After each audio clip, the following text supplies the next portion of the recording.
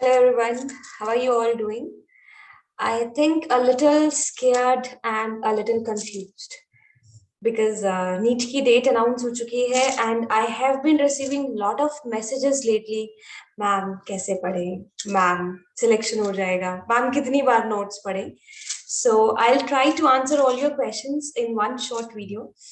बच्चे see you still have 3.5 months जो time बहुत ही ज्यादा है if you are going to utilize it properly और जो टाइम बहुत ही कम है अगर आपने क्या करना है वेस्ट करना है।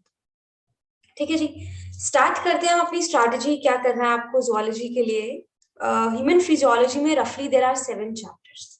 ठीक है जी, so give 1 day for 1 chapter. क्या करना है उस टाइम पर आपको एनसीईआरटी जो आपने साल भर पढ़ी है ना, फिर भी दोबारा दोबारा दोबारा पढ़नी है एनसीईआरटी, नोट्स पढ़ने हैं, right. If you feel confident 80% तक आपको एक रिवीजन करने के बाद कॉन्फिडेंस फील होता है क्योंकि आपने through out the year notes को पढ़ा है, right. So if you feel कि डाइजेस्टिव सिस्टम मुझे 80% कम से कम आता है, 70 to 80% कम से कम आता है, so you can just consider कि वंस इट इज डन, ठीक है, move to second chapter, third chapter, fourth chapter, fifth. Overall आपके पास 7 दिन है, फिजियोलॉजी को खत्म करो। Then take a stretch of 4 days। अब आप क्या करेंगे? उसको प्रैक्टिस करेंगे, फिजियोलॉजी को प्रैक्टिस करेंगे, right. Then you're gonna come to the 12th wala part, reproductive physiology, evolution, human health and disease, biotechnology.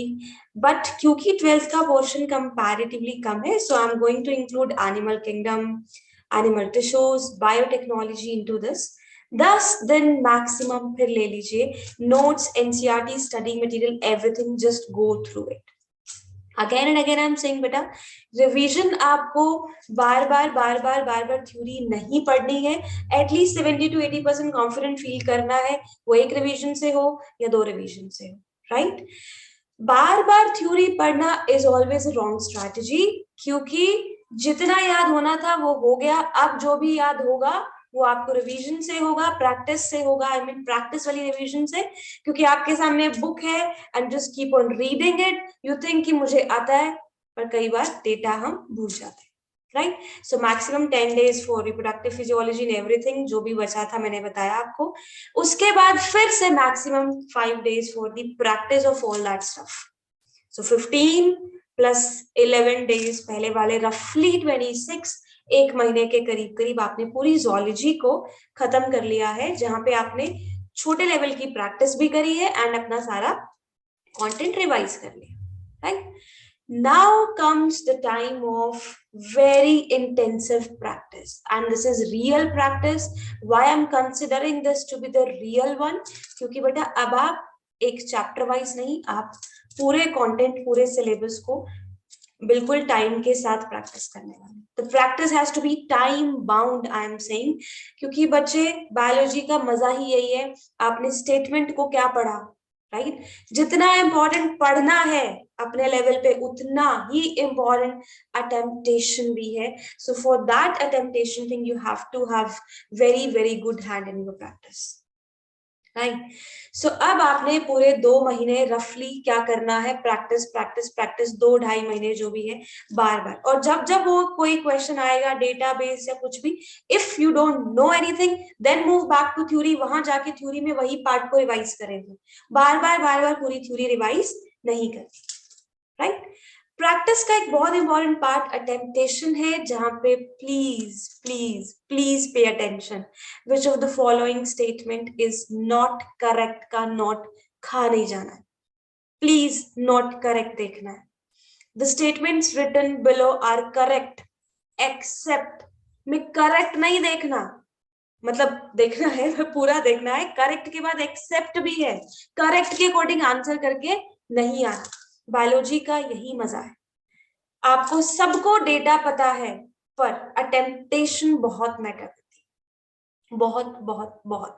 So please pay attention.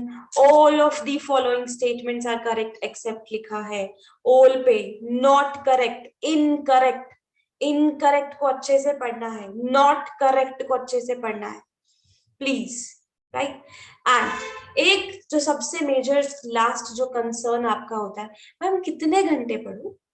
I have always said बेटा घंटे नहीं मैटर करते, क्वालिटेटिव काम करिए, quantitative नहीं।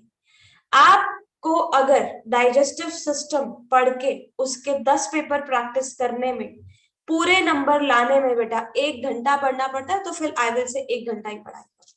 और अगर पूरे मार्क्स लाने के लिए आपको 4 घंटे पढ़ना है तो 4 घंटे पढ़।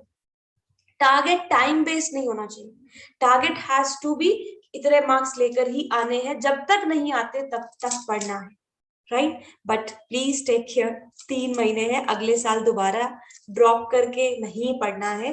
Please try to manage your time बेटा, इन 3 महीनों में you can do wonders. Wastage के लिए हमारे पास 1 मिनट भी नहीं है, यूटिलाइज ऑल योर टाइम। अगली आगे का काम क्या करना है, लास्ट मिनट जो है वो सारी strategy I will discuss with you later on. फिलहाल के लिए that's all for the day. पढ़ते रहिए। Thank you everyone.